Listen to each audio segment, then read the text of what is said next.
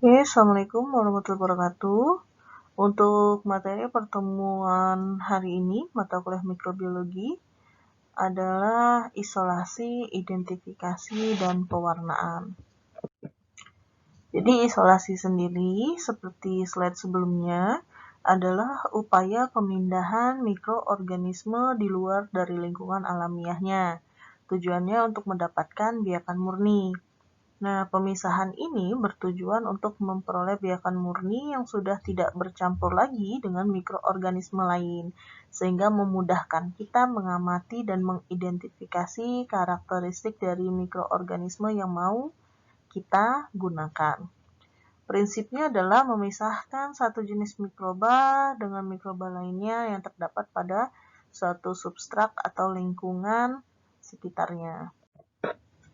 Faktor yang perlu diperhatikan dalam mengisolasi mikroorganisme adalah yang pertama, sifat dan jenis mikroorganismenya.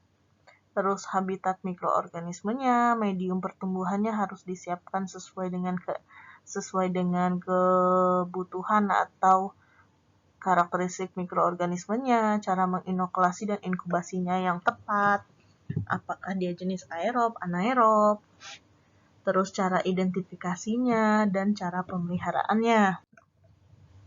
Metode isolasi sendiri ada beberapa cara. Cara yang pertama dilakukan dengan agar cawan nih. Isolasi pada agar cawan. Prinsipnya yaitu mengencarkan mikroorganisme sehingga diperoleh individu atau spesies yang dapat dipisahkan dari organisme lainnya. Nah, setiap koloni yang terpisah yang tampak pada cawan tersebut setelah diinkubasi berasal dari satu sel tunggal. Terdapat beberapa cara dalam metode isolasi cawan agar. Ada metode gores kuadrat, ada cawan tuang, ada cawan sebar. Kalau yang kemarin sudah disebutkan ya, sudah sedikit dibahas metode gores kuadrat seperti apa. Cawan tuang dia namanya berarti dengan medium cair, cawan sebar dengan medium padat. Nah, ini kalau kita lihat ya, dengan cara sebar. Ini adalah sampel yang diletakkan di media agar, bisa Na atau Mb, yang sudah dibekukan gitu ya, bukan dibiarkan dia mengental seperti agar, lalu yang diletakkan di dalam cawan Petri, kemudian disebar kultur biakan yang mau ditanam, gitu ya. Lalu dengan batang L, ini ya, batang L diratakan di semua permukaan dari cawannya. Kalau dengan terus diinkubasi dan tumbuh nih koloni permukaannya, hitung di bawah koloni kanker. Nah, mikroorganisme yang tumbuh dengan cara cawan sebar ini adalah hanya di permukaan saja. Terus yang kedua dengan cara cawan tuang. Ini kalau dituang artinya pada medium cair. Ini adalah cawan Petri yang sudah disterilisasikan. Masukkan biakan kultur yang mau ditanam, lalu ditambahkan nutrien agar mau Na mau Nb, biarkan dia bersatu, sedikit diaduk, terus diinkubasi dan diamati, hitung. Nah, dalam proses ini si mikroorganisme tidak hanya tumbuh di permukaan, tetapi bisa di tengah, di bawah, dan seterusnya. Karena dia pakai cawan tuang gitu ya, jadi merata ke semua permukaan. Terus ada yang ketiga adalah teknik dengan cara goresan, mau itu sinambung, T, kuadran, dan lainnya. Ini kalau goresan T ya. Ini kalau radian, ini kalau kuadran, ini goresan sinambung. Oke, yang kedua adalah dengan cara teknik pengenceran. Satu sampel dari suatu suspensi bercampur, gitu ya. Nah, kemudian diambil kira-kira 1 milinya untuk diencerkan. Nah, jika dari pengenceran yang ketiga ini diambil lagi 1 mili untuk disebarkan pada medium padat, gitu ya, kemungkinan besar kita akan mendapatkan koloni yang tumbuh. Nah,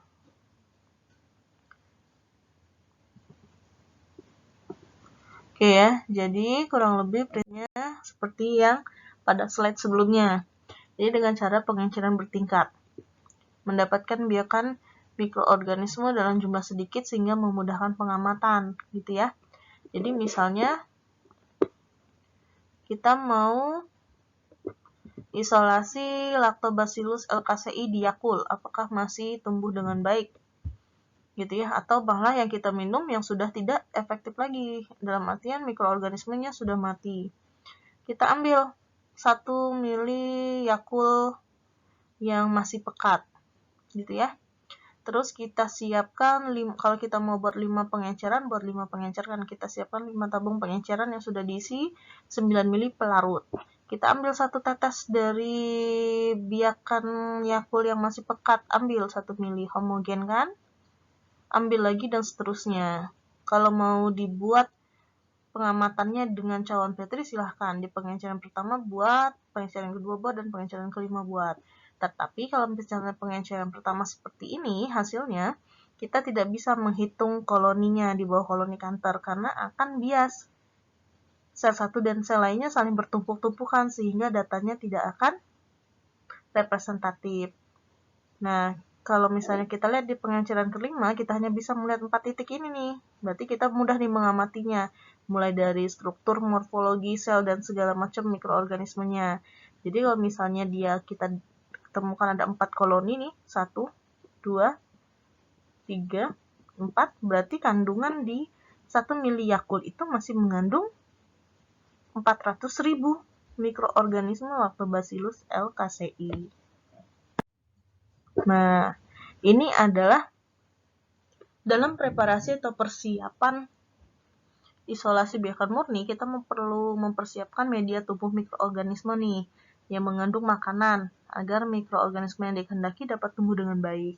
Media makanan atau substrat dapat berasal dari kandungan alami bahan makanan di alam ataupun buatan seperti media nutrien agar atau nutrien broth.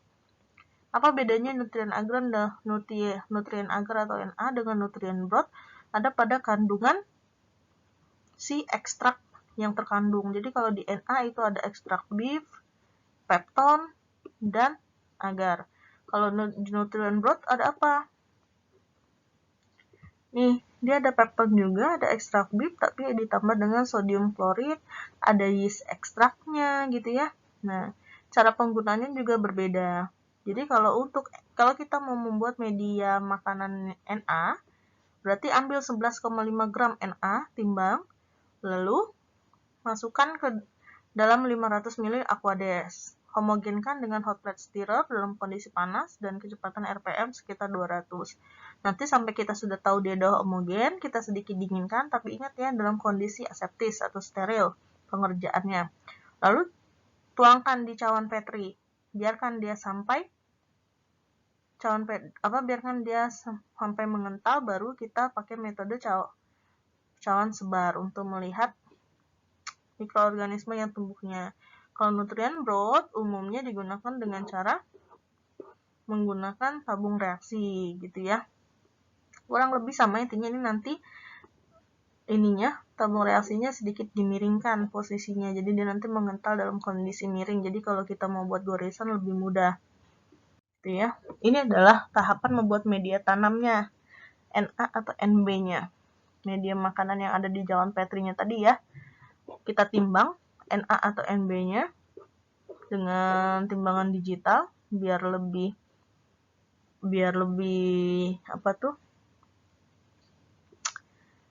spesifik gitu ya. Lalu kita tambahkan Aquades sampai sesuai dengan komposisinya. Kalau NA sampai 500 ml, masukkan stirrer di dalamnya, masukkan stirrer dalamnya, tutup dengan alufoil, lalu taruh di atas hot plate ya. Ini adalah hot plate-nya nih. Ini hot plate. Stirrer adalah batang magnet yang bisa dicelupkan ke sini. Nah, di sini nanti ada 2 nih. Ini yang menunjukkan RPM-nya, kecepatan putarnya, ini suhunya.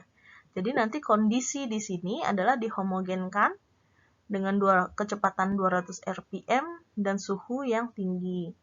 Gunanya untuk apa? Biar lebih cepat menghomogenisasinya gitu ya. Terus nanti dinginkan sampai dengan hangat-hangat kuku, tuangkan ke cawan Petri yang sudah disterilkan di dalam autoclave. Ingat pengerjaannya harus steril, ini di ruang sterilisasi ya.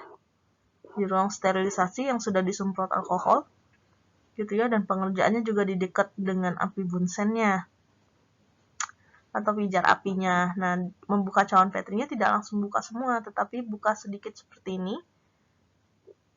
dan tuangkan media tanamnya. Terus biarkan dia sampai mengental. Kalau kita mau membuat metode cawan sebar gitu ya, lalu nanti inkubasi. Selama 12 jam amati di bawah koloni kanker apakah terbentuk koloni yang menandakan adanya aktivitas mikroorganisme. Oke. Identifikasi mikroorganisme, ada cara morfologi makroskop yang dapat diamati secara langsung, ada yang secara mikroskopis, yaitu harus diamati di bawah mikroskop pada pembesaran tertentu.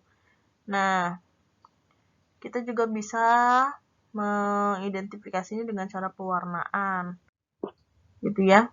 Terus yang ketiga ada dengan lingkungan, yaitu memahami bahwasanya mikroorganisme itu terhadap lingkungannya dipengaruhi oleh suhu, oksigen, gas, dan lainnya, tingkat pH, keberadaan ion, dan lainnya gitu ya. Terus struktur selnya kita bisa lihat dari komponen dinding selnya, ada membrannya atau tidak nih. Kalau ada dia jenis prokariot berarti atau eukariot gitu ya. Nah, untuk pewarnaan mikroorganisme itu dibagi jadi 4 macam, yaitu pewarnaan sederhana, gram, diferensial, dan struktural. Jadi pewarnaan yang sederhana itu dengan cat warna biru. Tujuannya untuk melihat bentuk sel. Jadi kalau kita kurang jelas melihat bentuk kokusnya, dia batangkah, dia spiralkah, dia bulatkah, gitu ya, kita perlu namanya bantuan pewarnaan sederhana. Jadi kita bisa mengidentifikasi morfologinya, gitu. Oke, kemudian nih contoh pewarnaan sederhananya.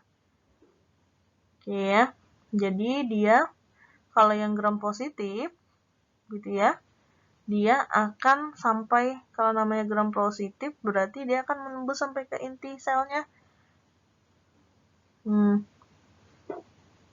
Dan seterusnya. Pewarnaan gram dapat dikelompokkan jadi dua nih, pewarnaan gram positif dan negatif. Contoh pembedaannya di mana? Dari zat warna yang dipertahankannya. Kalau dia gram positif, apakah dia akan tetap menghasilkan warna ungu ataukah nanti warna merah muda? Gitu ya. Kalau positif dia harusnya mempertahankan warna ungu. Kalau dia bakteri gram negatif, dia akan mempertahankan warna merah mudanya saat pencucian. Kalau pengecetan atau pewarnaan gram dilakukan dalam 4 tahapan nih. Pemberian cat warna utama, kristal violet ungu, terus pengecetan cat utama dengan penambahan larutan mordan, pencucian dekolorisasi dengan larutan alkohol asam, dan pemberian cat warna lain yaitu warna saparanin. Jadi kalau misalnya ternyata dia positif, warna ungu di sini mau dia ditimpah dan dicuci seperti apa, ungu di sini akan dipertahankan. Gitu ya. Kalau sampai warna ungunya terakhir masih terlihat, berarti dia adalah jenis mikroorganisme gram positif. Nah, ini adalah ciri-ciri dari bakteri gram negatif dan bakteri gram positif. Oke, bisa dibaca. Nah, ini adalah contoh untuk bakteri gram positifnya. Saya rasa itu saja yang bisa disampaikan ya. Tentu ini tidak akan mengcover keseluruhan keilmuan tentang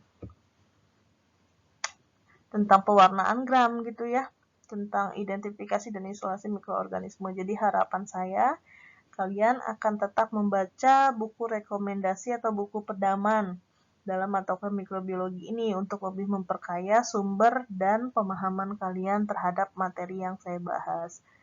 Oke, saya cukupkan. Terima kasih. Wassalamualaikum warahmatullahi wabarakatuh.